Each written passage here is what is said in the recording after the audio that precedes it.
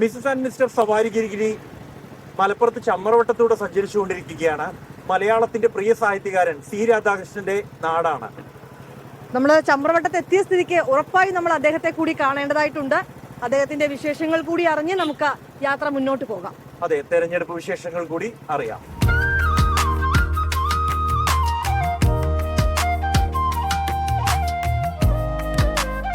തെരഞ്ഞെടുപ്പുമായി ബന്ധപ്പെട്ട ഒരു യാത്രയിലാണ് മിസസ് ആൻഡ് മിസ്റ്റർ സവാരിഗിരി. തിരുവനന്തപുരത്ത് നിന്ന് ആരംഭിച്ച് ഇവിടെ എത്തിയിരിക്കുന്നു ചമ്രവട്ടത്ത്.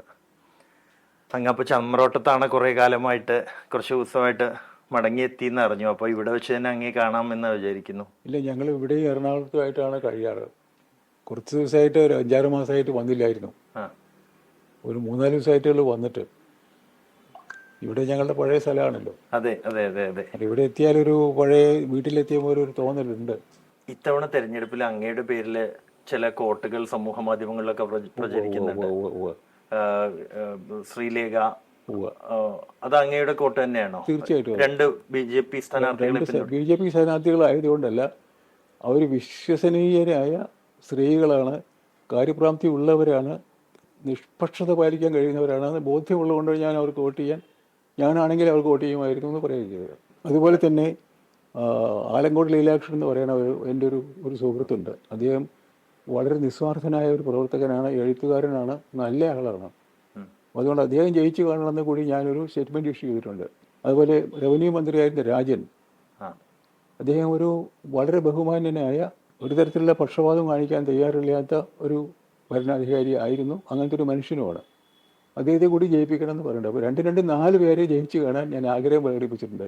നേരത്തെ അങ്ങ് ഒരു ഇടതുപക്ഷ അനുഭാവത്തോടെ സഹയാത്രികനായിരുന്ന ആളാണ്. അങ്ങും മുകുന്ദൻ അടക്കമുള്ള കേരളത്തിന്റെ സാഹിത്യ ലോകം. ഞാൻ ഒരു കക്ഷിയോടും പ്രത്യേകമായ അടുപ്പം പാലിക്കാറില്ല. വാസ്തവത്തിൽ ഒരു കക്ഷിയിൽ എനിക്ക് അംഗത്വമില്ല. പക്ഷേ ഞാൻ ഓർമ്മ വയ്ക്കുന്ന കാലത്ത് എനിക്ക് കൂടുതൽ പരിചയമുണ്ടായിരുന്നവരും ഇഷ്ടമുണ്ടായിരുന്നവരും നല്ലവരാണെന്ന് ഞാൻ കരുതിയവരും ഒക്കെ ഇടതുപക്ഷക്കാരായിരുന്നു. അനുഭാവം എന്നൊന്നും എനിക്ക് പറയാൻ പറ്റുമെന്ന് അറിയില്ല.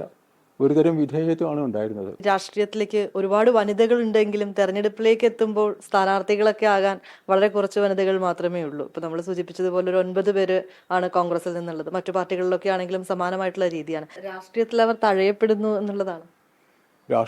നമ്മുടെ രാഷ്ട്രീയം വേണ്ടത്ര വളർന്നിട്ടില്ല എന്നൊരു തെളിവാണല്ലോ ഈ രാഷ്ട്രീയത്തിലെ പാർട്ടി പൊളിറ്റിക്സ് വേണമെന്ന് പറയണത്. വല്ല കാര്യമുണ്ടോ? ഒരമ്മയ്ക്ക് 4 മക്കളുണ്ട്, 4 പേര് 4 രാഷ്ട്രീയക്കാരാണെങ്കിൽ അമ്മയ്ക്ക് രാഷ്ട്രീയം ഉണ്ടാവുമോ? ഉണ്ടാവില്ലല്ലോ. അപ്പോൾ കേരളം എന്നൊരു അമ്മയ്ക്ക് എന്തിനാ രാഷ്ട്രീയം? എൻ്റെ ആവശ്യമല്ലേ വാസ്തവത്തിൽ. അപ്പോൾ ആ അമ്മയെയാണ് നമ്മൾ സ്ഥാനാർത്ഥിയാക്കേണ്ടത്. ഇടതുപക്ഷവും ഇത്തരത്തിലൊരു വർഗീയ സ്വഭാവത്തിലേക്ക് മാറിയിട്ടുണ്ട്. ഇടതുപക്ഷത്തിനും വർഗീയ സ്വഭാവം ഇല്ല എന്ന് പറയാൻ വയ്യ. വർഗീയ സ്വഭാവം ഉണ്ടെന്ന് പറയാൻ വയ്യെങ്കിലും വർഗീയ സ്വഭാവത്തെ വളരെ ടാക്ടിക്കലായിട്ട് ഉപയോഗിക്കുന്നില്ല എന്ന് പറയാൻ പറ്റില്ല. സാഹിത്യകാരന്മാർക്കും രാഷ്ട്രീയത്തോട് ചേർന്ന് നിന്നാൽ മാത്രമേ. അത്രേ ഉള്ളൂ.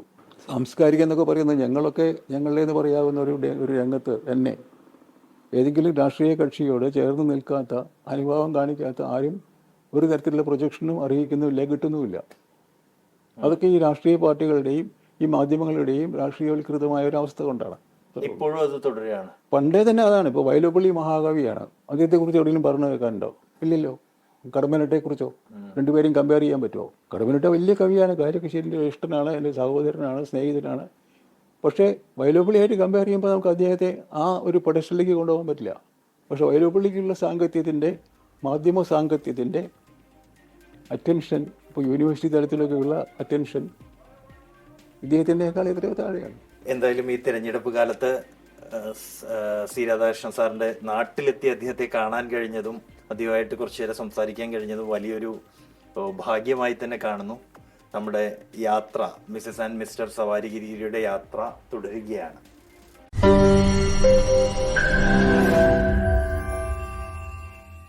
ലോകത്തെവിടെയായാലും ഏത് സമയത്തും 24 വാർത്തകളും ഓഗ്മെന്റഡ് റിയാലിറ്റി പാക്കേജുകളും എക്സ്പ്ലെയിനറുകളും വിശദമായി കാണാൻ ഞങ്ങളുടെ യൂട്യൂബ് ചാനൽ നിങ്ങൾക്ക് സബ്സ്ക്രൈബ് ചെയ്യാം.